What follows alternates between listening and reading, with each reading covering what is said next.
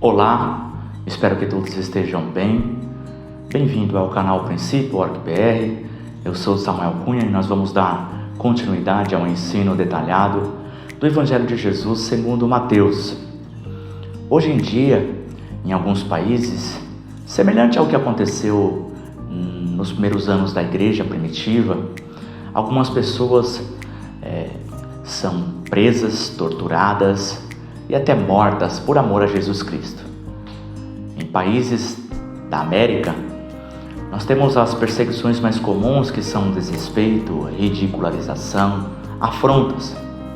Isso é feito através das mídias sociais, das escolas, do trabalho ou no ambiente familiar. Uma organização chamada Portas Abertas possui uma excelente lista dos 50 países com maiores índices de perseguição da religião cristã. E eu gostaria de ler para você quais são os 15 países com esses maiores índices. Em primeiro lugar, o país com maior índice de perseguição está a Coreia do Norte. Em segundo, a Somália. Em terceiro, Iêmen. Em quarto, Líbia. Em quinto, Sudão. Em sexto, Eritreia. Em sétimo, Nigéria. Em oitavo, Paquistão. Em nono, Irã. Em décimo, Afeganistão. 11º, a Índia. 12º, Arábia Saudita. 13º, Mianmar. 14º, Mali. E 15º, China. Eu vou deixar aqui um link onde você pode acompanhar a lista completa com esses 50 países onde há perseguição cristã. Quero ler com você Mateus capítulo 10, do versículo 16 ao 42. Evangelização, parte 2. Acompanhe na sua Bíblia. E eis que vos envio como ovelhas ao meio de lobos. Portanto, sede prudentes como as serpentes e inofensivos como as pombas. Acautelai-vos, porém, dos homens, porque eles vos entregarão aos sinédrios e vos açoitarão nas suas sinagogas, e sereis até conduzidos à presença dos governadores e dos reis por causa de mim, para lhes servir de testemunho a eles e aos gentios.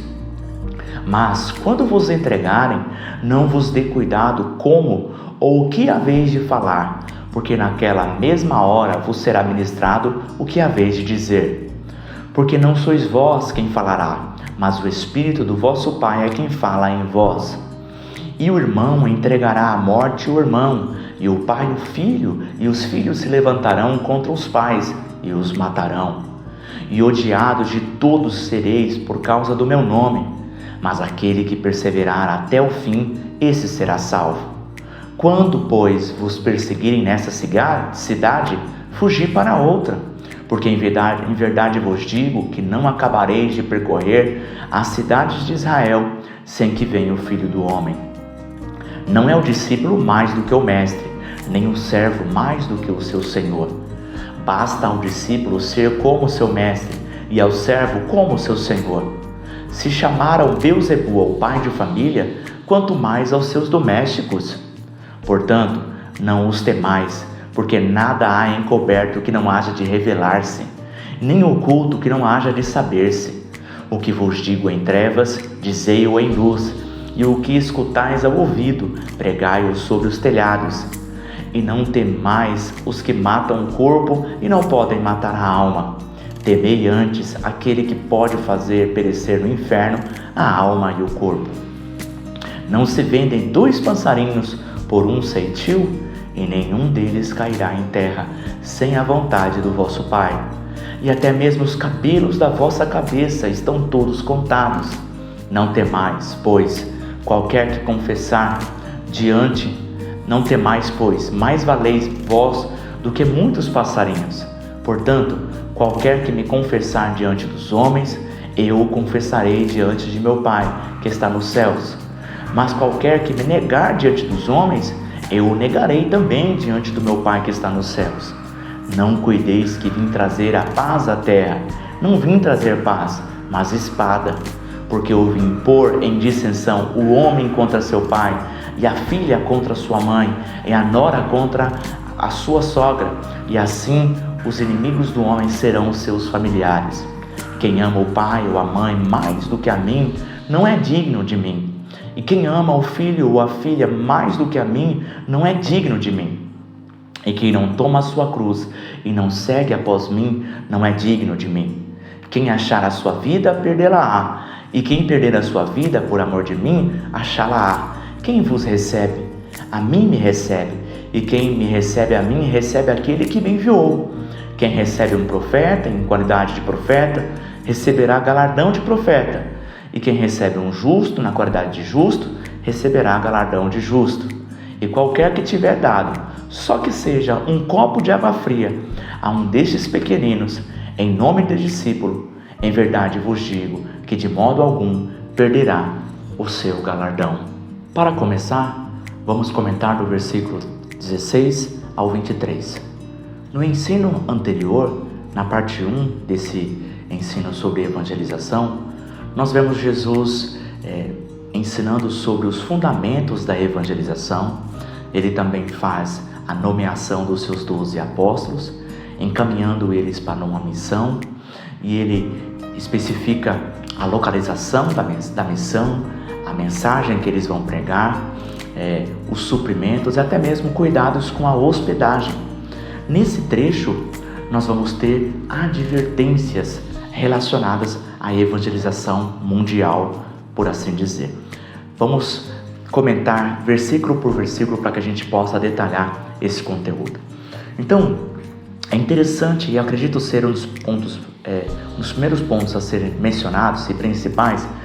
Muito provavelmente o propósito desse trecho não é específico para aquela missão que nós vemos no trecho anterior, que era a missão dos apóstolos de evangelizar as ovelhas perdidas de Israel, como nós vimos no ensino anterior. Sobre isso, o Risby, ele vai fazer um comentário interessante que eu gostaria de compartilhar com vocês. Ele escreve assim: em primeiro lugar, não temos registro de que os apóstolos tenham sido perseguidos durante aquela viagem que nós analisamos no ensino anterior. Em segundo lugar, Jesus faz referência ao ministério gentil. No versículo 18 nós vemos isso. Em terceiro lugar, Jesus parece falar de uma perseguição mundial, enquanto que essa viagem era apenas para Israel, como nós vemos no versículo 22. Em quarto lugar, o texto fala sobre a volta de Cristo, antes de acabar essa evangelização. Então, provavelmente, essas orientações que estão aqui nesse trecho, do 16 ao 23, provavelmente são orientações para o período que ocorreram no livro do Atos dos Apóstolos, ou em momentos futuros, como está profetizado em Mateus capítulo 24 e 25, tá? Então, esse é um ponto principal aqui, talvez importante para que a gente possa compreender. Nós vemos em trechos anteriores que Jesus estava colocando os apóstolos em uma missão específica, que era uma missão exclusiva para as ovelhas de Israel. E aqui ele faz referências a perseguições mundiais, dos apóstolos irem até governadores, né? Algo que nós não vemos registro de que isso aconteceu, mas em Atos dos Apóstolos, sim, nós vemos várias referências de que aconteceram isso, tá? Então, esse bloco, esse trecho, o evangelista Mateus e provavelmente Jesus, no seu discurso de ensino, estava acrescentando isso, já preparando o coração dos seus discípulos e apóstolos, tá bom? Então, esse é um ponto importante. Esse trecho não é referente à missão de Israel, mas é referente a períodos posteriores que podemos até aplicar até os dias de hoje, como nós vimos países que até hoje ocorre perseguição cristã, tá bom? Vamos lá.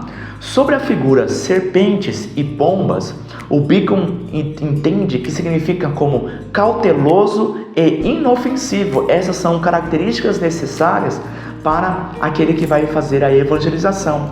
Então, essa figura, né? Jesus utiliza muito a figura de linguagem, já repetimos várias vezes essa informação. É importante, você não pode ler Jesus de uma maneira literal. Sempre ele fala, na grande maioria das vezes, vou dizer, 80, 90% dos ensinamentos do Senhor Jesus são figuras de linguagem. Então você precisa entender o contexto e extrair ali princípios e o contexto para poder entender os seus ensinamentos, tá? Então aqui ele está falando da necessidade do evangelista ser cauteloso e inofensivo. Como? Vamos pegar mais alguns comentários aqui. O Hernando Dias Lopes também disse assim: o obreiro de Deus não deve provocar oposição gratuita, nem negociar a verdade para viver em paz com o mundo. Então, isso significa ser cauteloso e inofensivo. São características. Então, eu não vou negociar a verdade, mas eu também não vou ficar causando conflitos em todos os momentos. Precisa ter esse equilíbrio. Por isso que serpente e pomba, né? Parece ser dois extremos, dois animais assim, inversos, né? Mas que vão extrair princípios, né, e verdades de cada um desses animais. Então vamos lá. Eu peguei um texto que está em Romanos 16, 19, a parte B, que eu acredito ser um texto onde Paulo traduziu isso daqui para nós, interpretou isso daqui para nós. Ele diz lá: sábios para o bem e inocentes para o mal. Eu acredito que esse versículo é exatamente o que Jesus quis dizer aqui para nós sermos como serpentes e pombas. Então nós temos que ser muito sábios. Nós temos que investigar a melhor maneira de nós fazermos o bem. Nós temos que investigarmos a palavra de Deus. Nós temos que ser criativos, perspicazes, sabe? Se aprofundar naquilo que é o bem. Agora, com relação ao mal, que nós não tenhamos nenhuma experiência com relação a isso. Como diz a palavra, o que o mundo pratica não é bom nem nós mencionarmos. Então que nós sejamos realmente inocentes, inofensivos com relação ao mal, tá? Então, repetindo: sábios para o bem e inocentes para o mal, tá bom? Vou dar um exemplo aplicado à perseguição. Por exemplo, vamos imaginar que eu sou um evangelista e eu estou sendo perseguido em uma cidade, se colocando no lugar dos apóstolos aqui, ou de um missionário que está evangelizando a África, a China, a Índia, a Coreia do Norte, por exemplo. Então eu sou um evangelista que estou sendo perseguido. Então, sim, é lícito eu fugir. Se eu estou sendo perseguido em um bairro, eu vou fugir para outro. Seja perspicaz, não vai ser inocente nessa questão. Foge. Nós vemos os discípulos fugindo. Então seja ágil, seja prudente nessa questão. Agora, não é lícito eu negociar uma propina. Está entendendo? Então, se eu estou sendo perseguido, então por amor ao evangelho eu vou pagar uma propina para que eu possa espalhar a palavra de Deus. Não, aí para o mal não, tá certo? Então eu não vou vender a verdade. Mas quando eu for perseguido, é lícito sim eu fugir e eu ser criativo nas maneiras como eu posso espalhar esse evangelho. Bem, legal? Então vamos lá para o próximo ponto. O texto cita perseguições que podem levar os evangelistas a governadores, como por exemplo nós vemos Paulo diante de Félix e de Festo. Isso está em Atos no capítulo 24 e também no capítulo 25. E reis como Agripa, que está em Atos capítulo 26. Então Atos 24, 25 e 26, nós vemos aqui o cumprimento disso que Jesus estava antecipando. A perseguição será tanta que vão te levar a governadores e reis. E isso aconteceu em Atos dos Apóstolos com Paulo, tá bom? Então nós vemos aqui esse detalhe interessante. É óbvio que Jesus não está aqui proibindo preparar sermões, mas também devemos estar sensíveis à voz do Espírito Santo durante as pregações. Então Jesus disse: não se preocupem com o que vocês vão falar, né? No mesmo momento o Espírito Santo vai lhe dar essa palavra, como falar e o que falar. Meus irmãos, e se tratando hoje a um pastor que tem lá a sua congregação, que precisa ensinar, ou no meu caso, que eu preciso dar este ensino aqui neste vídeo, seria um relaxo meu eu não me preparar antes, né? Eu vim aqui falar de qualquer forma, sem ter um esboço, sem ter uma preparação. A palavra diz que Deus é um Deus de ordem e também de decência, né? Então sim, nós precisamos se organizar, tá? Agora, em contrapartida, eu não posso fazer uma pregação ou um estudo mecânico. Eu tenho que estar aqui sensível durante essa ministração para ouvir a voz do Espírito Santo. Jesus aqui estava falando em um cenário específico de perseguição, tá? Então eu estou diante de um governador. O que eu vou falar para ele? Calma, o Espírito Santo ele vai preparando todos os caminhos, dando palavras, dando soluções para coisas que às vezes nós olhamos e não encontramos saída, tá bom? Então Deus aqui não está proibindo, Jesus não está aqui proibindo os pastores, os professores de preparar os seus sermões, tá bom? Em contrapartida, o outro extremo, nós não podemos falar apenas aquilo que está no sermão, no esboço. Nós temos que ser sensível à voz do Espírito Santo naquele momento, de estar aberto a mudar algumas, ou acrescentar ou retirar algumas partes que seja segundo a direção e a orientação do Espírito Santo, tá bom? Então vamos lá. O versículo 21 fala de perseguição na família. Eu acredito que isso é bastante comum, né? Isso pode acontecer em países muçulmanos, em países que têm o comunismo antirreligioso, como por exemplo a China, né? Ou até mesmo no Brasil e nos países da América, no caso de um cristão que está, imagine um jovem cristão de, 20 anos, onde toda a sua família ali é não cristã, pode ser de outra religião qualquer, né? Então, de algum modo, ele vai ser ali perseguido. Não é um nível como morte, não é um nível como prisão ou tortura, mas sim, ele vai ser afrontado, ele vai ser perseguido naquela família. Então, aqui é uma palavra assim de consolo. É esperado essa perseguição nos seguidores do Senhor Jesus, tá bom? Vamos lá. Sobre a expressão, aquele que perseverar até o fim, esse será salvo. Essa expressão salvo, eu quero pegar aqui um comentário do Beacon. Essa expressão salvo, ela tem 3 significados. Em primeiro lugar, salvo, quando uma pessoa confessa Jesus Cristo como Salvador. Em segundo lugar, salvo, essa pessoa permanece salvo no seu dia a dia, que ela continua crendo e obedecendo a palavra. E em terceiro lugar, salvo, quando essa pessoa entrará no céu. Então nós vemos aqui a conversão, o dia a dia e quando essa pessoa ela vai estar no céu, tá? Nas moradas que Jesus preparou para os seus amigos, os filhos do Pai, tá? Então, esse versículo 23, essa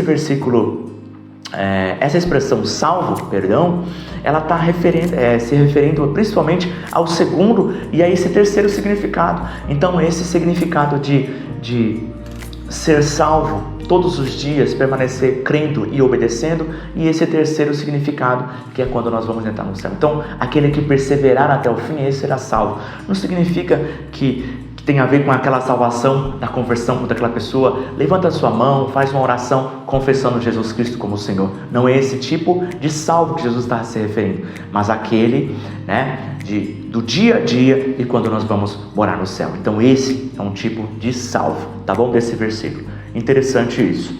Muito bem. O versículo 23, agora sim, é de difícil interpretação, tá? Podendo ser, em primeiro lugar, uma referência à transfiguração. Em segundo lugar, a aparição de Cristo após o Cristo ressuscitado, tá? E em terceiro lugar, a aparição de Cristo na volta de Cristo, né? Quando Jesus for voltar. Então, esse versículo 23 pode ser porque Jesus está dizendo, ele voltaria, né? Ele se manifestaria ali até que os discípulos terminassem aquela evangelização. Então é óbvio que isso daqui não é uma referência a que Jesus estava ali naquela missão, né, de Israel. Ele estava falando de algo com um período mais longo, né? Então pode ser essas 3 referências aqui, tá bom? A transfiguração, a aparição do Cristo ressuscitado ou a volta de Cristo, tá bom? O evangelista deve priorizar as portas abertas. Acredito que esse é um ensinamento importante, porque muitas das vezes a gente tenta insistir em portas que estão fechadas, sabe? Tentar evangelizar em portas que estão fechadas, em casas, em corações, em cidades que estão com as portas fechadas. O evangelista deve priorizar as portas abertas. O melhor que podemos fazer para as portas fechadas é pedir, buscar e bater em muita oração. Vamos comentar agora do versículo 24 ao 33. No trecho anterior, Jesus estava falando sobre advertências. Aqui nesse trecho nós vamos ter um encorajamento. Jesus usa a ilustração falando que olha o que eles fizeram com o pai de família, então o que eles vão fazer com os domésticos, com os moradores daquela casa, né? Então uma outra forma de dizer isso é, se eles fizeram isso com um rei, o que fará também com os cidadãos? Se eles afrontam um general, o que eles vão fazer com um soldado. Então, se eles crucificaram Jesus, o seguidor de Jesus também deve esperar por perseguição. Vamos detalhar um pouquinho mais esse trecho. Beuzebu, aqui nós temos essa expressão Beuzebu, significa, um comentário do Bacon, significa originalmente Senhor das Moscas, mas nessa época significava o próprio Satanás, como o Senhor da casa dos demônios, tá?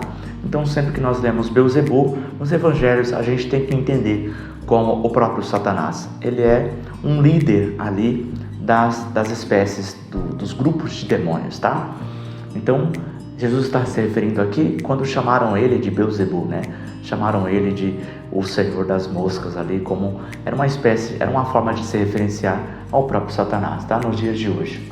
Vamos lá. As falsas acusações e o caráter serão igualmente revelados no juízo. Então, as falsas acusações e o caráter serão igualmente revelados no juízo. Isso é um motivo de conforto para nós, para os cristãos, mas também é um motivo de temor. Então, Jesus está dizendo aqui que no juízo final, aquelas acusações que são falsas contra a minha vida e contra a sua vida, nós vamos ter a verdade, elas serão mostradas, elas serão exibidas, né? Ali nós vamos ver a verdade, e o meu caráter e o seu caráter também no juízo final será mostrado. Então, isso é um conforto para quem anda no caminho reto, no caminho justo, mas também é um caminho, é uma palavra de advertência para aquele que exteriormente está mostrando uma aparência de santidade, de justiça, quando na verdade dentro do seu coração vive uma vida de engano, uma vida dupla, uma vida de mentira. Então essa é uma palavra para mim, para você, que deve causar em nós conforto, mas também deve causar temor. Nós temos que tomar cuidado em como está a higiene, a saúde do meu e do seu coração, tá bom? Muitas das vezes a gente se preocupa com o corpo, a gente se preocupa até mesmo com a saúde mental, como é tendência nos dias de hoje, importantíssimo também, mas acima de tudo isso, nós devemos se preocupar como que está o nosso coração. E não digo o coração físico, mas eu digo a nossa alma, o nosso espírito, o nosso caráter, a nossa dignidade. O que eu e você, nós somos quando ninguém está vendo, tá? Então, Jesus ensinou por parábolas, mas os discípulos deveriam ensinar claramente. O que você escuta, vive e aprende, você deve ensinar para todos que alcançar. Então Jesus estava dizendo assim, olha, o que eu estou ensinando vocês aqui em trevas, né? Dizem a eles em luz. Ou seja, o que eu estou ensinando para vocês aqui de uma maneira oculta e que eu falo publicamente, às vezes por parábolas, muitas pessoas não entendiam. Nós temos dificuldades de entender os ensinamentos, as parábolas de Jesus até hoje, mais de 2000 anos depois. Imagine aquelas pessoas naquela época também tinham dificuldades de entender, tá? Algumas das parábolas de Jesus. Mas o que Jesus falava em enigma, o que Jesus falava em treva, o que Jesus falava em secreto, para os discípulos, eles deveriam pegar aquela mensagem e sair espalhando para as pessoas. Não guarde aquilo. Então, para os nossos dias de hoje, aquilo que você estuda, aquilo que você aprende, aquilo que você vive, ensine para os seus filhos, ensine para os seus amigos, ensine para os seus parentes, ensine na sua comunidade, ensine no seu trabalho, espalhe para todas as pessoas que você alcançar. Essa é uma mensagem que Jesus está dando aqui para os seus seguidores, tá bom?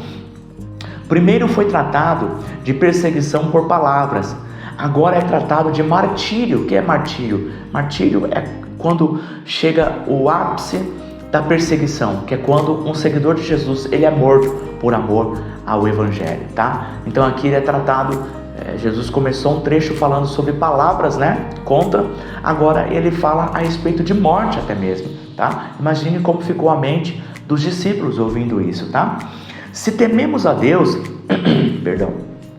se tememos a Deus, não precisamos temer a mais ninguém. Eu acho que essa é uma mensagem, um princípio que nós conseguimos extrair desta mensagem. Quantas das vezes o medo nos domina em situações adversas, às vezes não apenas no ambiente de evangelização, no contexto de evangelização e de perseguição, mas numa vida como um todo. Nós tememos as pessoas, nós tememos a ladrões, nós tememos ao governo, nós tememos as crises. E se nós tememos a Deus, nós não devemos temer a mais ninguém. nada deve nos temer. Por quê? Porque Deus está do nosso lado. Deus cuida de mim, de você. Se nós tivermos uma vida de oração, se nós tivermos fé na Tua palavra, na palavra de Deus, e tivermos uma vida submissa à vontade de Deus, eu e você, meu irmão, não devemos temer a mais ninguém. Tememos a Deus somente e não devemos temer a mais ninguém, tá? Então é uma palavra de consolo e de conforto para mim e para você. As perseguições só podem matar o corpo, mas apenas Deus decide onde a alma vai passar a eternidade. Então veja, nós percebemos isso na grande maioria dos ensinamentos de Jesus. Jesus sempre estava olhando sobre a ótica do céu, sobre a ótica da vida após a morte, sobre a ótica do que vai acontecer com a nossa alma e não com o nosso corpo. Então aqui ele nos dá uma mensagem repetida de novo, com o mesmo conceito, né? Então, palavra semelhante a essas é aquela como ele diz: olha, não acumulem tesouros na terra, aonde a traça corrói, o ladrão rouba, mas acumulem o seu tesouro no céu, aonde a traça não corrói, o ladrão não rouba. Quando ele vai falar com Marta e Maria: Marta, Marta, estás ansiosa e afadigada. Maria escolheu a melhor parte e isso não lhe será tomado. Então ele está sempre olhando sobre o que tem valor aos olhos de Deus. Ele está sempre tentando olhar sobre a ótica do Pai, sobre a ótica do reino de Deus. E eu acho que esse é um modelo, um ensinamento, um exemplo para eu e você também seguir. Ele está dizendo aqui: a perseguição só pode matar o seu corpo. Isso é pouca coisa comparado com o que pode acontecer com a minha alma e com a sua alma. Mais importante é o que acontece com a minha e com a sua alma do que acontece com o nosso corpo. Aquele que nos persegue só pode, olha o que Jesus está dizendo, ele só pode nos matar. Como nós temos medo da morte, né? E isso é desnecessário. Olhando sobre essa ótica, isso é desnecessário. Por quê? Porque eles só podem matar o nosso corpo. Será uma honra chegar até o Senhor Jesus, ser morto por amor ao Evangelho.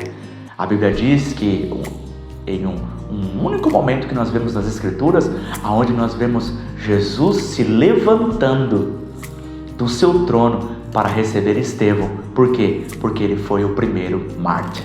Então é uma honra enorme morrer por amor ao Evangelho. Esta é a mensagem que Jesus está tentando transmitir para o meu coração e para o seu coração, tá? Vamos continuar aqui. A venda de 2 passarinhos é uma ilustração para demonstrar o nível de controle de Deus. Se Deus cuida de um passarinho que vale poucas moedas, o que fará com seus filhos que valem muito mais? Então essa é uma lógica interessantíssima. Jesus está dizendo que Deus está no controle até mesmo de 2 passarinhos, de um também, que naquela época era vendido por poucas moedas. Vamos falar nos dias de hoje, passarinhos que eram vendidos, sei lá, 10 centavos, 5 centavos, sei lá, R$1, que seja 10 reais. Mas eles não eram mortos sem o consentimento, sem a vontade do Pai. Deus está no controle daquelas vidas. Se Deus está no controle da vida daqueles 2 passarinhos, como Deus não vai estar no controle da minha vida e da sua vida? Olha que mensagem é essa. Olha que mensagem que consola. Jesus está usando essa lógica da natureza e falando: Deus está no controle. Confia no Pai. Confia na palavra dele. É Jesus que está dizendo isso aqui, meus irmãos. Não sou eu. Não é uma pessoa que pode mentir, porque a palavra diz que seja todavia o homem mentiroso.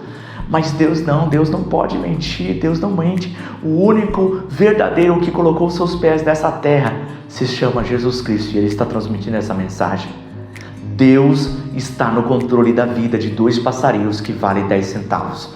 Então Ele está no controle da sua vida.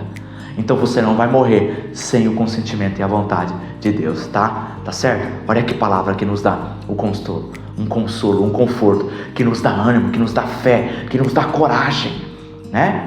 Então vamos lá. Deus é infinito em conhecimento. Um comentário do Bico: Deus é infinito em conhecimento e poder. Somente a eternidade pode explicar este conceito. As mentes finitas são incapazes. Então às vezes nós podemos pegar esse texto e, por um lado, ele nos dá coragem, ele nos dá ânimo, ele nos dá, né, um coração forte. Poxa, Deus está do meu lado, eu só morro se Deus permitir, vamos dizer assim. Então, isso nos dá, de certa forma, coragem, né? Esta palavra. Agora, por um outro lado, poxa, Deus está no controle de tudo, né? Então, como nós entendemos esses dois extremos? A nossa mente, um comentário do Bico é que nossas mentes finitas não vão conseguir compreender esse nível de controle e de conhecimento do nosso Deus, tá? Quero colocar aqui um caso, por exemplo, que pode estar na sua mente, um abuso infantil. Talvez você conheça alguma pessoa que foi abusada sexualmente quando criança, quando adolescente. Eu quero deixar aqui esse exemplo para que a gente possa tentar entender esses extremos, né? Deus conhece, mas Ele não produz esse mal. Então eu quero deixar essa palavra para você. Deus, Ele conhece isso, mas Ele não é a fonte, não é quem produz essa maldade desses tipos de males que são comuns na sociedade nos dias de hoje. Isso é uma produção do pecado, do homem e de Satanás, tá? Deus está sempre produzindo amor através do sofrimento causado pelo pecado. Então quem é que produz isso? O pecado, o homem ou Satanás. Este mundo é quem produz isso, tá bom? Então Deus não produz isso. Pelo contrário, Ele pega essas maldades, através desse mal Ele consegue extrair dali alegria, Ele consegue extrair dali amor. Jesus disse que Deus sempre converte a tristeza em alegria. Ele é especialista em fazer isso. Está em João. Jesus disse esta palavra, tá? Então, por exemplo, alguém que foi abusado sexualmente, o meu conselho, minha palavra é: faça uma terapia ou busque um aconselhamento pastoral na sua comunidade. Também ore por orientação quanto a denunciar ou não este seu ofensor, tá? Então, depois disso, isso eu tenho certeza, perdoe esta pessoa, perdoe o seu ofensor, retribua com bondade este mal, de alguma forma, tá? E ajude as outras pessoas que sofreram com este mesmo mal, tá bom? Então estes seriam aí conselhos genéricos que nós temos fundamentos na palavra de Deus para dizer isso, tá bom? Não sofra com isso. Se você guardar e tentar fazer justiça própria, isso vai afetar os seus outros relacionamentos, você não vai confiar em ninguém. Então liberte-se, perdoe esta pessoa. Se vai denunciar ou não, ore por direção, porque às vezes a denúncia vai causar um problema maior ainda. Então, talvez essa pessoa já nem está mais viva, né? E você ainda está magoada com esta ofensa. Então, perdoe. Se Deus colocar uma ocasião, retribua, pague o mal com o bem. E depois, preste esse serviço no reino de Deus, ajudando outras pessoas que sofreram com esse mesmo mal que você, infelizmente, veio a sofrer. Tá bom? Pedro é um exemplo de negar a Cristo, tá? E um comentário do Beacon o contexto indica que o silêncio, ou seja, deixar de falar a favor de Cristo, pode ser uma maneira de negá-lo. Então, às vezes, nós estamos em um ambiente e surge a necessidade, ali as pessoas estão falando a respeito de Jesus e surge a necessidade, às vezes até mesmo um impulso do Espírito Santo fala em nosso coração. Então essa aqui é um alerta para mim e para você. Todas as oportunidades que surgirem em que o Espírito Santo falar no meu e no seu coração, anuncie Jesus Cristo. Fale, nem que seja uma frase, nem que seja um comentário simples, porque de uma semente Deus pode fazer uma grande árvore com frutos gostosos e belos, tá bom? Então, não se cale, fale, anuncie o Senhor Jesus Cristo, tá bom? Nós concluímos aqui esse trecho. O evangelista deve esperar por perseguição, por palavras e até mesmo a própria morte, mas não deve ter medo do julgamento dos homens. Pelo contrário, deve viver em função do julgamento de Deus, que tudo conhece. Vamos comentar agora do versículo 34 ao 39. Após Jesus discursar sobre advertências e encorajamento, agora ele nos ensina sobre a necessidade de renúncia. Vamos ver detalhes desse trecho da palavra de Deus. Logo no início, no versículo 34, nós já temos um desafio que Jesus diz: eu não vim trazer paz, mas espada, né? Sobre isso ele diz, a referência nesse trecho de paz e a espada não fala sobre paz espiritual. É importante a gente entender que ele está falando sobre evangelização e sobre perseguição, sobre como uma pessoa vive neste mundo sendo cristã, tá? É este o contexto que ele estava dizendo, tá? A referência nesse trecho de paz e a espada não fala sobre a paz espiritual ou a paz que temos com Deus. Antes nós éramos inimigos, tá? Vou deixar aqui algumas referências que falam a respeito disso. Nós éramos inimigos de Deus e agora nós temos sim paz com Deus, tá? Reconciliados e salvos da ira. Tudo bem? Então não é esse tipo de paz. A Bíblia fala que Deus nos dará uma paz que excede todo entendimento. Os Salmos nos transmitem paz. Então a oração traz paz. Não é esse tipo de paz que Jesus está falando aqui, que Ele não veio trazer isso. Não, Ele veio trazer essa paz. Nós éramos inimigos e agora nós temos paz com Deus, e também nós vamos tentar compartilhar essa paz com todo mundo, tá? Apesar de houver rejeições e perseguições, nós vamos tentar transmitir essa paz. Nós vemos no Sermão do Monte ali, nas Beatitudes, né? Bem-aventurados os pacificadores, tá bom? Então, não é desse tipo de paz que Jesus está se referindo aqui. Nós vamos tentar entender um pouquinho melhor, tá? Espada não é literal aqui nesse texto, mas um símbolo da divisão entre o cristão e o ímpio, certo? Então ele está dizendo, eu vim fazer separação. Que tipo de separação? Olha, aqui estão os cristãos, os que vão crer, os que vão se arrepender, os que vão obedecer, e por um outro lado, nós temos os ímpios, os incrédulos, aqueles que vão rejeitar esta mensagem, certo? Então, não há paz entre esses dois, mas há uma separação. É nesse sentido que Jesus está dizendo aqui, tá bom? Vamos lá. De maneira alguma é um incentivo a conflitos, não entenda mal. Tem pessoas que utilizam esse versículo como um incentivo a conflitos, a guerras, a brigas. Não é isso. O cristão deve ser pacificador. Quem toma a espada são os perseguidores, não o cristão. Repito, quem toma a espada são os perseguidores, não o cristão. Tá bom? Você não vê Jesus em nenhum momento vindo salvar o mundo por meio da guerra, da espada. Esse menino pobre veio salvar o mundo através do amor. Tá bom? Vamos lá. Precisamos ser imitadores de Jesus Cristo. Jesus já havia falado sobre perseguição dos religiosos, dos pagãos, dos governos e nas cidades. Agora ele fala de perseguição até mesmo na própria família. Então, se você ver o discurso de Jesus, você vai ver, é um padrão do Mateus, né? Do escritor Mateus, ser organizado.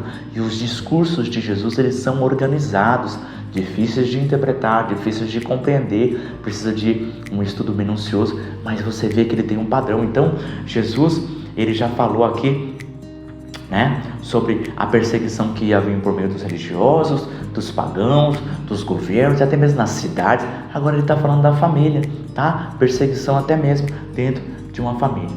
Se uma família tiver um cristão e ímpios, conflitos vão ser quase que inevitáveis. Nós não vamos ser aqueles que começam os conflitos, e nós também não devemos ficar ofendidos com pessoas, magoados. Não faça isso, por favor. A ofensa, você está magoado com a pessoa, isso adoece o nosso espírito. A Bíblia diz, o próprio Jesus no Sermão do Monte, se você vem adorar ou orar a Deus e você se lembrar que tem alguma coisa contra o seu irmão, deixa a sua oferta ali, vá lá se reconciliar depressa com o seu irmão, e depois você pode vir com seu coração em paz, limpo, adorar e orar, tá certo? Então aqui de maneira nenhuma é um ensinamento como um incentivo de conflito ou brigas, tá bom? Mas em um ambiente onde vai haver cristão e ímpio, muitas das vezes nós vamos ter ali perseguições e conflitos. É sobre isso que Jesus ele está dizendo, tá bom?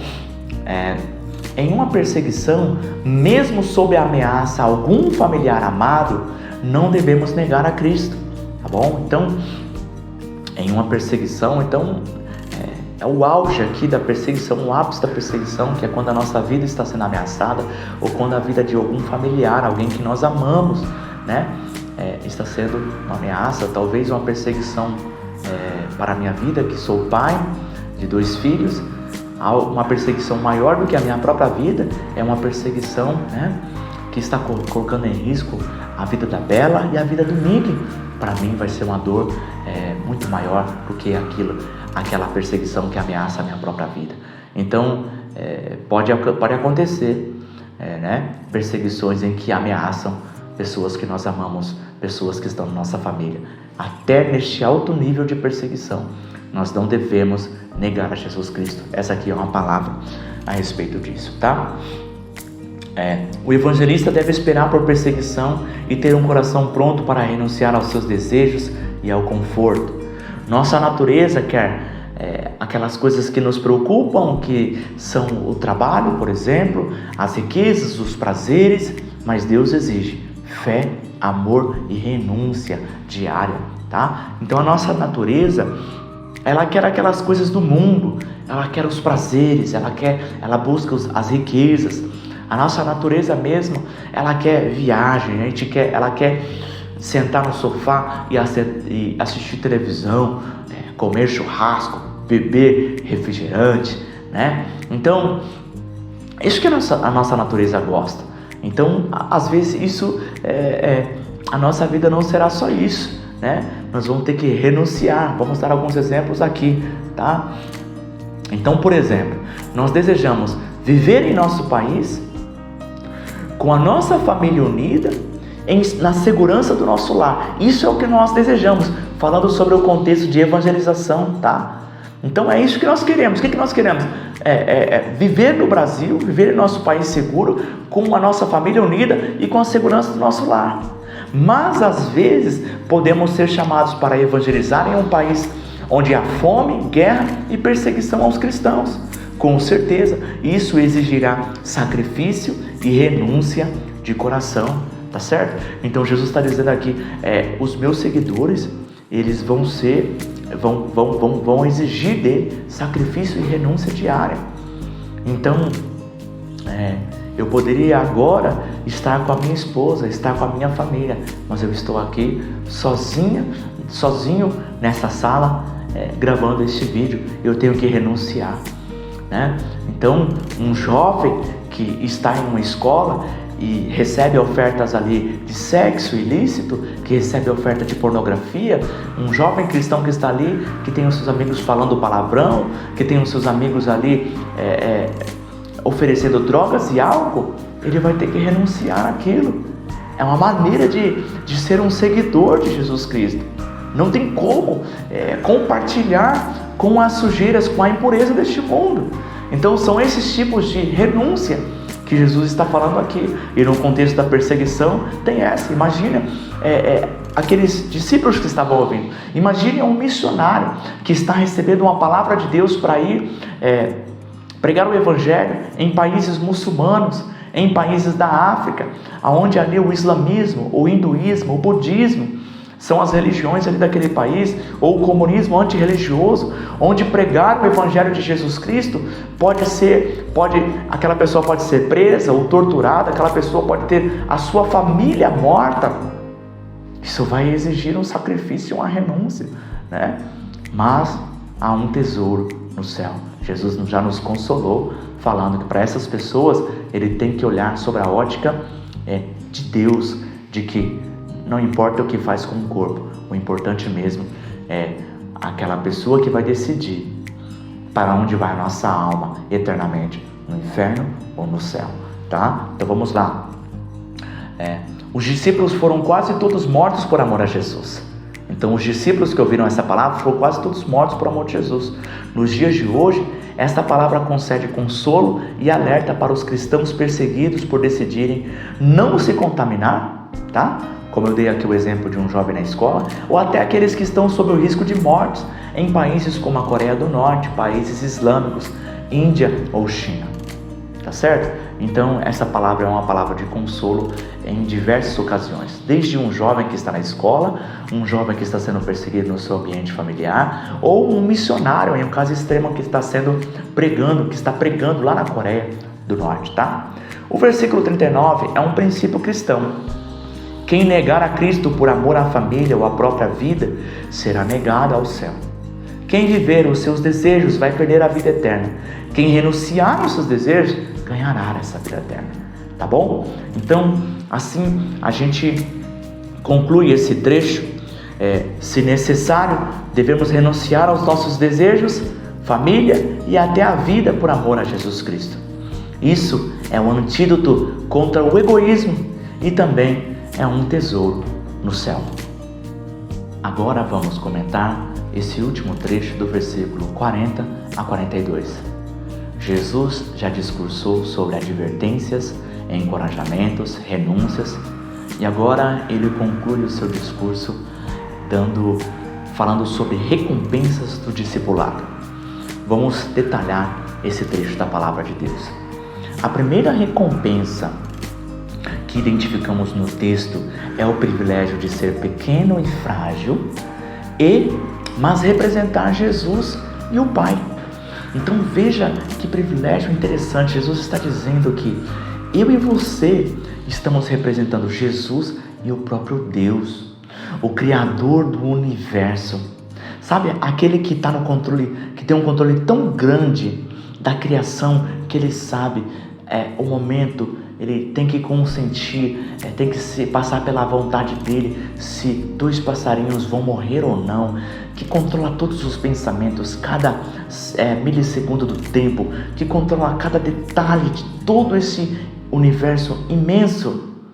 Eu e você, sendo pequeno e frágil, estamos representando ele. Quando estamos batendo a mão, batendo a palma em uma casa e falando, olha, eu quero lhe dar uma mensagem sobre o Senhor Jesus.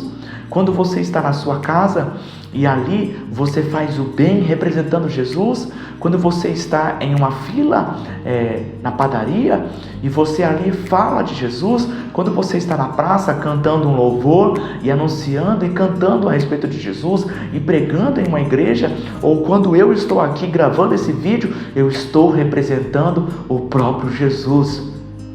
Mesmo pequeno, frágil, não sendo perfeito, com muitos defeitos, nós estamos representando Jesus e o próprio Pai. Então, a primeira recompensa que nós identificamos desse versículo 40 ao 42 é isso, de representar o próprio Deus, tá? Eu acredito que é uma recompensa e tanto. Vamos lá. De algum modo, ocorre um compartilhamento de recompensas entre o mensageiro e o receptor. Nós vemos isso, um exemplo que a gente pode usar aqui, é quando nós vemos Elias e a viúva de Sarepta. Ali, quando nós vemos um compartilhar, dessa recompensa. Então, de algum modo, Jesus está dizendo aqui, olha, um pregador e o ouvinte, vai haver um compartilhamento de recompensa. Quem dar um copo de água fria, ou quem receber um profeta, na qualidade de profeta, vai receber o galardão de profeta. Quem receber um justo, na qualidade de justo, vai receber o galardão do justo. Então, de algum modo misterioso, existe ali um compartilhar desta recompensa, tá? Então, é uma motivação para aquela pessoa que está recebendo um profeta, que está recebendo um justo, que está recebendo um mensageiro de Deus, que está ouvindo uma palavra. Naquela época havia muito de uma pessoa de deixar a pessoa dormir na casa dela, ter ali uma hospitalidade, alimentar aquela pessoa, ajudar financeiramente. De algum modo, essa recompensa vai haver um galardão para isso, tá bom? É nesse cenário que Jesus está falando isso. O trecho também é um ânimo, pois nem todos rejeitarão a mensagem. Então Jesus falou a respeito de perseguição né? E no final ele deixa ali esse ânimo, né? Sabe que a nossa memória é frágil, que a gente normalmente só lembra das coisas mais recentes, né? Então ele deixou a parte boa para o final, falou de bastante perseguição, de ameaça na família, né? Ameaça de martírio, de morte, mas agora ele está falando, pessoas vão ouvir, algumas pessoas vão ouvir a nossa mensagem. Pode ser pouco, para outros vão ser muitas pessoas ouvindo, mas algumas vão ouvir, nem que seja uma pessoa que ouça, né?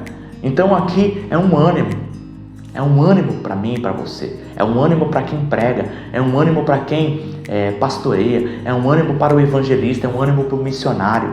Se uma pessoa só se salvar, já valeu muito a pena, tá? Profetas é uma representação para grandes mensageiros, grandes no sentido de que são mensageiros enviados por Deus com uma estima alta, tá? E justos são para pequenas, são para pessoas que talvez até mesmo para os olhos humanos a gente olha e fala, não, esse aqui não tem cargo nenhum, ele não tem nome nenhum, mas Deus está olhando para ele, independente se você receber um profeta ou um justo, um mensageiro famoso ou um mensageiro anônimo, né? Independente, é como receber o próprio Deus e haverá recompensa. Então, independente, vamos pegar um profeta grande, profeta Isaías da palavra de Deus, alguém recebendo o profeta Isaías, ou alguém, um anônimo, como eu, independente se é o profeta Isaías, ou João Batista, ou eu, pastor Samuel, um pequeno, e é como se estivesse representando o próprio Deus na sua casa, tá certo? Então Jesus está dizendo aqui, independente se é grande ou se é pequeno, eles vão estar representando Jesus, eles vão estar representando o próprio Deus. Essa mensagem é uma mensagem muito linda do nosso Senhor Jesus, tá? Vamos lá. A menor ajuda que fizer em apoio ao reino, com boa intenção, receberá sua recompensa. Então Jesus usou a figura aqui de um copo de água fria. A menor ajuda que você fizer. Então, que incentivo para eu e você usar o nosso dinheiro, usar o nosso tempo, usar o nosso talento, usar a nossa voz, usar a nossa mente, usar o nosso intelecto, usar as nossas capacidades, as nossas energias, para de alguma forma contribuir para o crescimento, para o compartilhar, para o anúncio desse evangelho, para de alguma forma poder expandir esse evangelho. Isso não vai ser gratuito. Deus recompensará da maneira dele, que é a medida de Deus, ela é recalcada, sacudida, transbordante. A recompensa de Deus vai transbordar sobre a minha vida e a sua vida. Já é uma honra poder representar o nosso Pai que está no céu, tá? Então, seja qual for a pequena atitude, ela vai ser recompensada. E eu anotei aqui 2 palavras do Spurgeon falando e comentando a respeito disso. Ele disse: pode haver um mar de amor ardente em um copo de água fria. Pode haver um mar de amor ardente em um copo de água fria. Por quê? Por causa da motivação. Vamos ler a outra palavra dele. Atos de amor são divinamente estimados mais pelo motivo do que pela dimensão. Então, só para a gente tentar entender o que o Spurgeon está querendo dizer aqui, às vezes, um copo de água fria com uma intenção de amor tem muito mais valor a Deus do que R$1 milhão que foi motivado por orgulho. Deu para entender? Então a motivação, eu e você precisamos guardar a motivação, orar para que o Espírito Santo coloque a motivação de amor no meu coração e no seu coração. Então, uma palavra simples, talvez de uma pessoa que é um analfabeto, é um iletrado, é uma pessoa pobre, mas com amor ela vai ter uma recompensa muito maior do que aquele que é um grande estudioso, profundo, mas que está fazendo aquilo por orgulho, tá certo? Então, pequenas ações com motivações, motivadas por amor, elas são recompensadas e grandiosas aos olhos do nosso Pai. O melhor que nós temos que fazer é dar muita energia, dar muito tempo, ofertar o nosso dinheiro, tudo que podemos fazer para contribuir para a expansão do reino de Deus, e que nós devemos fazer muito e motivado por amor. Este é o melhor dos cenários, tá bom? Então aqui essas duas palavras falam a respeito disso. Vou repetir: atos de amor são divinamente estimados mais pelo motivo do que pela dimensão. Então a motivação do coração é importantíssima. Eu concluo esse trecho do versículo 40 ao 42 falando: o evangelista deve esperar por perseguição e estar disposto a renunciar aos seus desejos e ter uma mente no céu, onde o pecado será julgado e a justiça será recompensada. Eu gostaria de aproveitar este ensino sobre evangelização para falar um pouco sobre a mensagem e os métodos de evangelização. Então, qual é a mensagem? O que eu tenho que transmitir para a pessoa para que ela se converta ao cristianismo? Nós vemos a Bíblia falando arrependei-vos, mas isso me parece ser um pouco genérico, mas quando a gente se aprofunda um pouco mais, vindo o reino dos céus. Quando a gente se aprofunda um pouco mais em exemplos da palavra de Deus, nós vamos ver, principalmente, em primeiro lugar, nós precisamos demonstrar para a pessoa que nós somos pecadores, todos somos pecadores. Esse é o primeiro ponto. Nós precisamos ser criativos em demonstrar essa verdade, que todos nós somos pecadores. Em segundo lugar, nós precisamos mostrar para as pessoas que a punição para o pecado é o fogo eterno, é o inferno de fogo eterno, a punição para o pecado. Se as pessoas acreditarem e entenderem isso, todos aceitarão a Jesus Cristo. Por isso que a fé é tão importante. Se a pessoa vai acreditar nesta verdade ou não, que nós somos todos pecadores e que a punição para o pecado é o inferno de fogo eterno. Em terceiro lugar, a solução para isso é se arrepender do pecado e ter fé no Senhor Jesus. Então, se nós pudéssemos resumir que mensagem nós temos que pregar, são esses três pontos da mensagem. Somos todos pecadores, a punição para isso é o inferno de fogo eterno, e em terceiro lugar, que a solução para isso é se arrepender dos pecados e ter fé no Senhor Jesus Cristo, tá? Então, por exemplo, vamos pegar um exemplo de Jesus pregando e evangelizando, vamos dizer assim, Nicodemos. Jesus disse: Nicodemos, você é mestre em Israel, mas você precisa nascer de novo.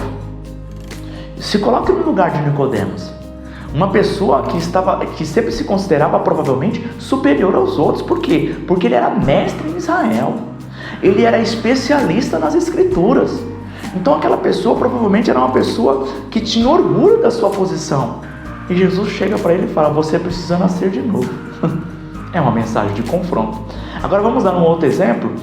Jesus com a samaritana. Então em João 3 e depois João 4. Jesus com a mulher samaritana. Sabe o que Jesus disse para ela? Você quer que eu te dê uma água para beber? Chama o seu marido. E ela diz: sabe o que é? Eu não tenho marido. E Jesus disse: agora você falou uma verdade. Os outros 5 não eram seu marido, nem o que agora você tem. Ou seja, Jesus confrontou o pecado da vida dela. Jesus disse: você está vivendo em pecado, tá certo? Então, você vai ver esse padrão também em Atos dos Apóstolos, que os apóstolos se arrependam dos seus pecados. Nós precisamos avisar essas pessoas. Se elas vão aceitar ou não, é uma outra história. É só este o método? Não, não é só este o método. Nós vemos Jesus também curando as pessoas, falando: perdoados são seus pecados, agindo por meio da libertação, sabe? Mensagem de consolo, que aproveita o sofrimento que essa sociedade, que esse mundo traz para nós. São todas essas estratégias, mas de alguma forma as pessoas precisam, em primeiro lugar, admitir. Por isso que a humildade, ela é o primeiro pré-requisito. Então a humildade, o arrependimento e a fé, essas três virtudes, esses 3 princípios são necessários para uma pessoa ser salva em Cristo Jesus, tá bom? Então falamos um pouquinho da mensagem. Agora, quais são os métodos para evangelizar? Eu anotei aqui algumas formas, tá? Pode haver o evangelismo pessoal, que é como? Evangelizar pelo estilo de vida e compartilhando o evangelho com parentes e amigos. Como, por exemplo, a mulher samaritana foi um exemplo de evangelismo pessoal. Jesus só estava ali falando aquelas verdades maravilhosas para uma mulher apenas. Não estava pregando, sabe, como foi no caso do Sermão do Monte, para uma multidão de pessoas. O testemunho de Paulo, quando ele está testemunhando para algumas pessoas. Então isso é um evangelismo pessoal. Outro exemplo, uma igreja aberta. Quando a igreja está aberta, uma congregação é um consolo para quem está sofrendo pelas consequências do pecado de Satanás. Jesus e os apóstolos estavam pregando nas sinagogas. Então uma igreja aberta é uma maneira de evangelizar, tá? Outra forma, porta em porta. O que é porta em porta? Visitar cada casa em bairros ou cidades, ou seja, pega uma rua, vai batendo palma de casa em casa e fala: oi, eu quero falar uma palavra rápida com você, você gostaria de ouvir? Entregar um folheto para aquela pessoa, fazer uma oração naquela casa, abençoar e partir para a próxima casa. Esse seria o método de porta em porta. Ao ar livre, se reunir em um lugar público com parques e praças para cantar e pregar. Por exemplo, o Sermão do Monte é um exemplo bíblico disso. Meios de comunicação, evangelizar por meio da TV, do rádio ou até mesmo um carro de som, tá? São maneiras de fazer isso. Nos dias de hoje, evangelismo digital por meio de vídeos, redes sociais, sites, são maneiras também de evangelizar. Você colocar lá um status no seu WhatsApp, você compartilhar uma mensagem no grupo do WhatsApp que você tem, tudo isso são maneiras de você compartilhar o evangelho, são sementes. Como diz a palavra, o semeador saiu a semear. Então são sementes que nós saímos e nós semeamos. Se ela vai crescer, aí já não é um trabalho meu e seu. A Bíblia diz assim: eu plantei, Apolo regou, mas Deus é quem dá o crescimento, tá certo? Então o meu papel e o seu papel é apenas anunciar. Eu anotei aqui também um evangelismo por meio da arte, por exemplo, a música, o teatro, filmes, certo? Jesus contava parábolas, que eram histórias, podemos qualificar também como um meio de artes. Então, são formas também de evangelizar, são métodos. A mensagem é a mesma, mas os métodos podem variar. Eu e você precisamos ser, como ali, serpentes, criativos para evangelizarmos, tá? Social. Então, quando você doa alimentos ou tem ali tratamento médicos, tratamento dentário, então dando remédio, tudo isso são formas de atrair as pessoas para pregar o evangelho. Nós vemos na Bíblia a multiplicação de pães. Pessoas começaram a seguir a Jesus por causa daqueles pães e depois passaram a ouvir a mensagem. Eles permaneceram? Aí é outra história. O meu trabalho e o seu trabalho é pregar o evangelho e depois discipular essas pessoas, fazer o máximo de esforço para que essas pessoas se permaneçam salvas, Mas é Deus quem vai fazer uma semente frutificar ou não, tá? E por último não, Tem mais um caso aqui, um folheto. Então, eu tenho aqui na minha mão um folheto, um exemplo de folheto, eu mesmo criei, e aqui em cima está: estamos todos infectados. Aqui eu tenho um versículo bíblico: não são os que têm saúde que precisam de médico, mas sim os doentes. Eu não vim chamar os justos, mas pecadores ao arrependimento. Lucas 5, 31, 32. Então, nesse folheto, em primeiro lugar, a pessoa tem que admitir ser pecador. Nós todos estamos infectados com um vírus, que é o pecado. O pecado contamina. O pecado não tem vida, os vírus não têm vida, e o pecado também não tem vida. E ele contamina, influenciando as nossas palavras, ações, pensamentos, até que afeta também as nossas intenções, certo? Do outro lado também tem aqui: busque a cura. Aí tem um texto também e no final um endereço, é um padrão de um folheto que você pode distribuir para a pessoa, de preferência que tenha esse padrão, convencer a pessoa de que todos nós somos pecadores e de que a punição para isso é o inferno de fogo eterno, e a solução é se arrepender dos pecados e crer no Senhor Jesus Cristo. Salve Mais Um é um projeto de evangelização focado na oração e na evangelização pessoal. eu vou falar aqui para você e compartilhar os 4 passos que você tem que fazer para participar desse projeto. Em primeiro lugar, você faz um jejum e ora pedindo a Deus o nome de uma pessoa que ainda não confessou Jesus como Senhor. Provavelmente você já deve ter alguém em mente, mas é importante que você ora e jejua, pedindo para o Espírito Santo te revelar o nome de uma pessoa apenas, tá? O nome do projeto é Salve Mais Um. Assim que ouvir no coração este nome, use o botão incluir abaixo para acrescentar na lista de intercessão do Salve Mais Um. Eu vou deixar o link para vocês e você vai poder colocar ali nesse link a lista deste nome, a pessoa que está intercedendo e o nome da pessoa que você está orando, essa pessoa que o Espírito Santo colocou no seu coração. Então você ora e jejua, quando você ouvir no coração o nome dessa pessoa, você entra neste link e acrescenta ali o nome dessa pessoa, tá? Esse é o primeiro passo, descobrir o nome. Segundo passo, em um período de 3 a 6 meses, você jejua e ora, intercedendo por esta pessoa e também pelo projeto Salve Mais Um.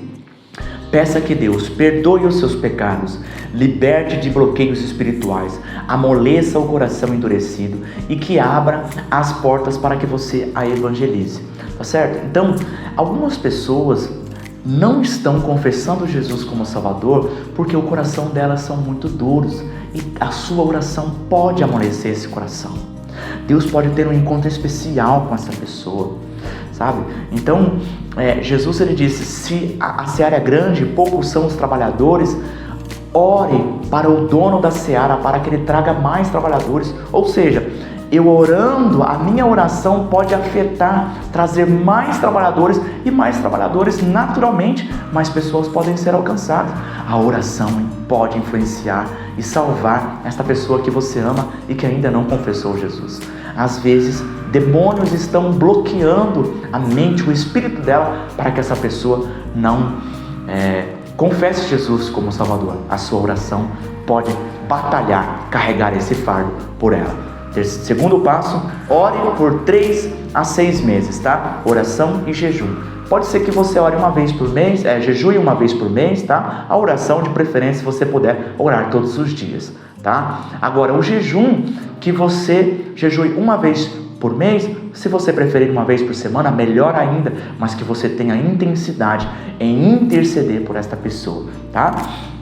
Terceiro passo, assim que a oportunidade surgir, e ela vai surgir, tenha fé, apresente Jesus Cristo como Salvador. Isso pode ser feito através de um testemunho pessoal, pela palavra de Deus, ou como o Espírito Santo te direcionar. Tenha sensibilidade para o Espírito Santo te direcionar e você ser perspicaz, criativo, como a serpente ali para evangelizar aquela pessoa, tá? Você pode enfatizar o amor de Deus, ou a destruição que o pecado traz, ou até mesmo o sofrimento do inferno e do fogo eterno, tá? Então, independente da maneira, você pode usar o sofrimento. Às vezes, você só perguntando para a pessoa assim, como vai a sua vida, ela começa a se abrir, contando problemas no casamento, nos filhos, no trabalho, na saúde, problemas na mente, problemas da saúde mental, enfim, ela começa a compartilhar e a partir disso ali uma porta aberta para você começar a falar do amor de Deus, falar desta boa notícia que Jesus Cristo nos libertou do pecado, das consequências do pecado, das consequências do inferno, e além disso vai nos fazer felizes hoje e eternamente, porque nós vamos morar no céu. É uma notícia excelente. Terceiro lugar, na oportunidade de surgir, você prega o Evangelho. Em quarto e último lugar, se a pessoa aceitar, acompanhe ela a orar em uma oração, confessando Jesus como Senhor e pedindo perdão pelos seus pecados. Também acompanhe ela na sua congregação, nos cultos de reunião, de ensino, tá? A pessoa aceitando ou não, você volta para o primeiro passo, tá? Então ela aceitando ou não, você volta para o primeiro passo. Pedido de Deus, pedindo novamente para que Deus salve mais um, né? Pode ser que o Espírito Santo te direcione ao mesmo nome. Então, como essa pessoa não aceitou ainda a Jesus, ela rejeitou a palavra, pode ser que o Espírito Santo fale, insista ainda, ore mais um pouco. Ou pode ser que o Espírito Santo te encaminhe para uma outra pessoa, tá? É um projeto que Deus colocou no meu coração e eu quero muito que você venha participar. Agora vamos aplicar todo este conteúdo da palavra de Deus. Seja uma serpente evangelizando e uma pomba para as coisas do mundo. Seja perspicaz e criativo nas coisas do reino de Deus e muito inocente nas coisas do mundo. Essa é uma primeira aplicação com relação a esse trecho da palavra de Deus, e nós vamos andar por mais alguns.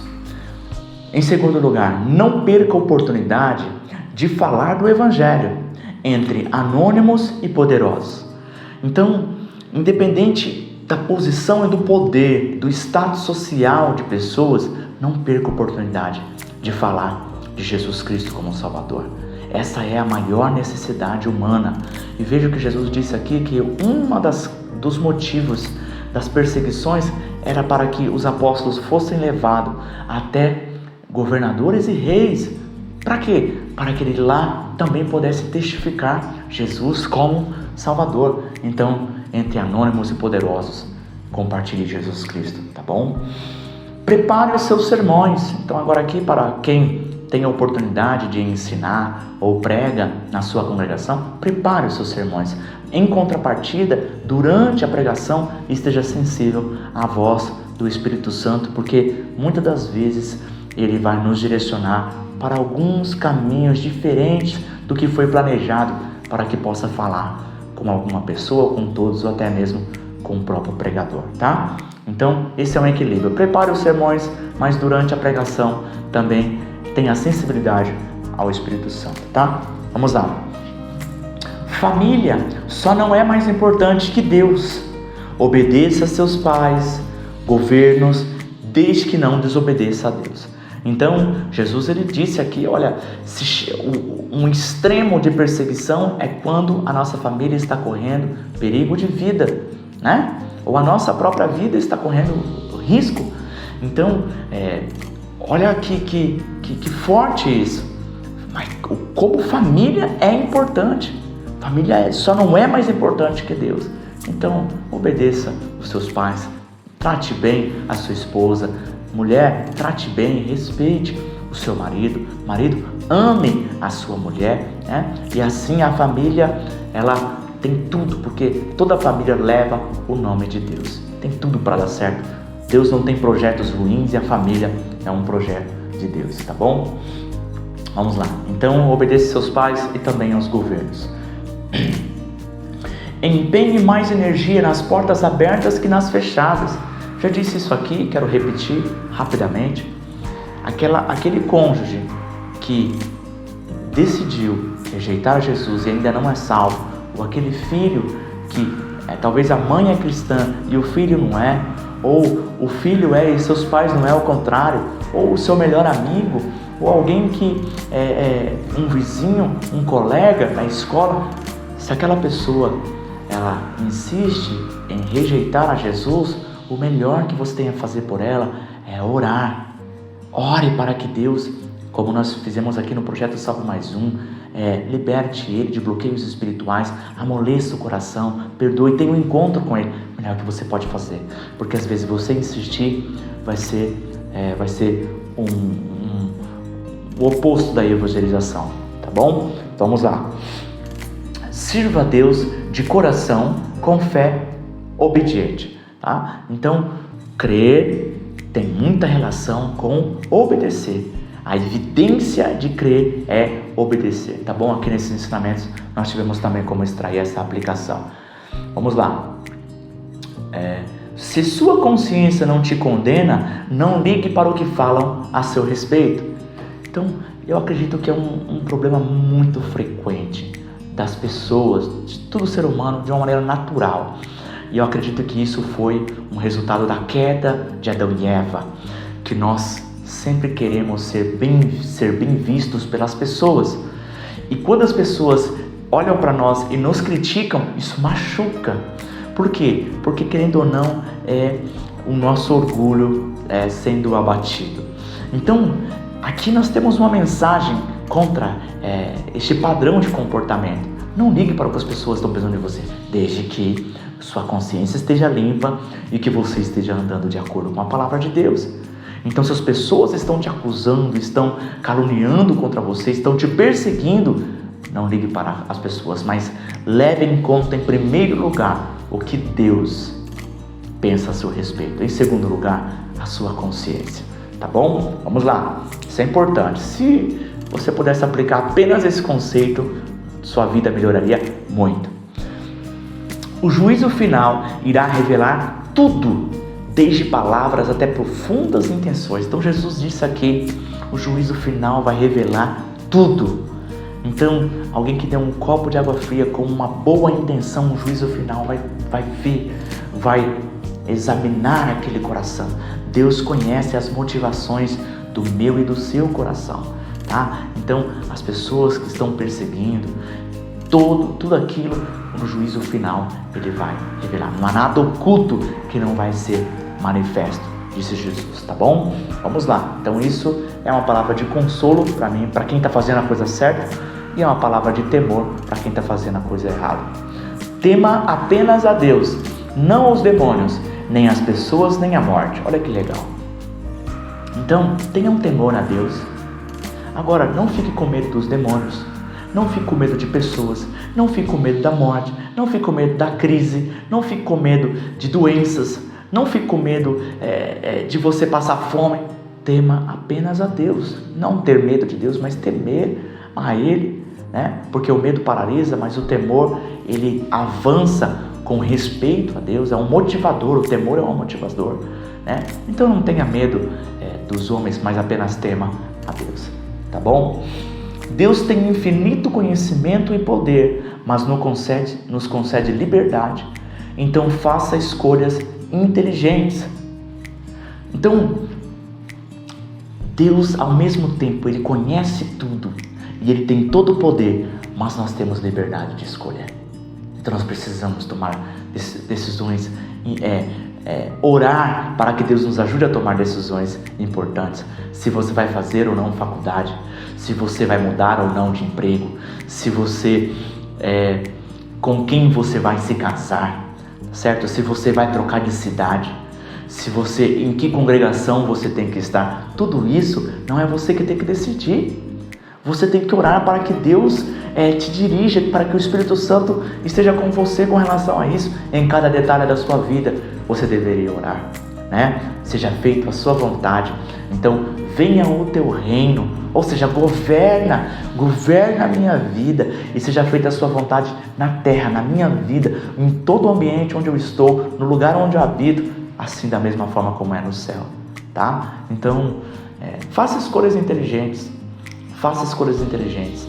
Nas pequenas, use o azar, você analisar a situação, investigar, colocar aqui os pontos positivos, colocar os pontos negativos e balancear os termos para que você tome decisões inteligentes, tá bom? E nas decisões importantes e nas médias, eu diria todas as decisões, inclua Deus também, para que Ele possa dirigir você, porque muitas das vezes pequenas escolhas podem ter grandes consequências. Tá bom? Vamos lá. Faça com que seus familiares, amigos e desconhecidos saibam que você é servo de Jesus Cristo. Evangelize pela palavra e também pelo seu testemunho. Então tem pessoas que às vezes é cristã e ninguém sabe que ela é cristã, porque ela fala como ímpio, ela se veste como ímpio, ela toma atitudes como ímpio, ela está no meio do ímpio e ela não influencia o ímpio influencia ela. Na igreja ela é de uma forma, na casa ela é de outra, e quando está na roda de conversa com amigos, no trabalho, na escola, ela é outra pessoa. Então, que todos saibam que você é um servo do Senhor Jesus Cristo. Acho que está claro isso, mas precisamos mencionar, tá? Não fique magoado com alguém que não aceitou a Jesus. Perdoe e ore. Então, às vezes, isso está muito envolvido com a evangelização. A gente acontece às vezes na entrega do folheto, alguém rejeitar esse folheto, ou a esposa é cristã e o marido não é, e a esposa fica ofendida com o marido porque ele não aceitou a Jesus. O pai fica ofendido com o filho porque ele não aceitou Jesus e fica magoado, às vezes nem conversa mais com aquela pessoa. Então não faça isso. A mágoa não deve estar no coração nunca do seguidor de Jesus Cristo. Perdoe e ore. Evangelize com o seu exemplo de amor. Trate aquela pessoa com um amor tão grande que o amor possa constranger ela a aceitar a Jesus e ela possa olhar para você como luz do mundo, como sal da terra e falar: eu quero ser como essa pessoa. Tá certo? É uma maneira de evangelizar e eu diria que é uma das melhores, tá? Jesus exige renúncia e sacrifício, que no geral farão bem à nossa vida aqui e nos darão recompensas eternas. Então, muitas vezes na nossa semana, na nossa vida, nós vamos ter renúncias, tá? Renúncia na escola, no trabalho, no ministério, de fazer coisas que não são prazerosas, que muitas das vezes a gente nem quer fazer, mas que nós estamos renunciando à nossa vontade para se submeter à vontade de Deus.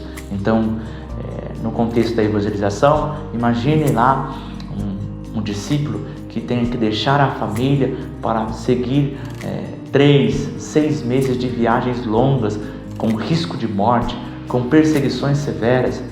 A pessoa não gosta daquilo, não é prazeroso, mas ela está renunciando aos seus desejos, aos seus planos, à sua vontade, por amor a Deus. Isso vai nos fazer bem porque vai machucar o nosso egoísmo e vai, além disso, nos conceder recompensas eternas, tá bom? Vamos lá. Sempre que não estiver fazendo a vontade de Deus, você está perdendo vida. Sempre que você não estiver fazendo a vontade de Deus, você está perdendo vida.